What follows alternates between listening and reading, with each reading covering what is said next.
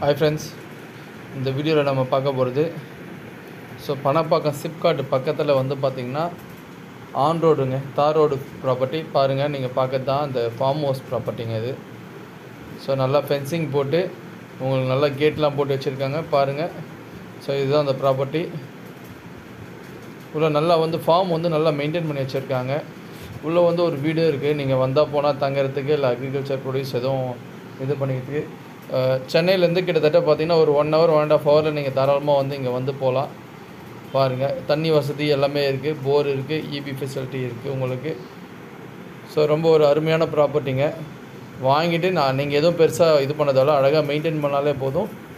ஒரு நல்ல சூப்பரான இடம், ரொம்ப டெவலப்பிங்க. சிப்காட்லாம் பக்கத்தில் வந்துடுச்சு.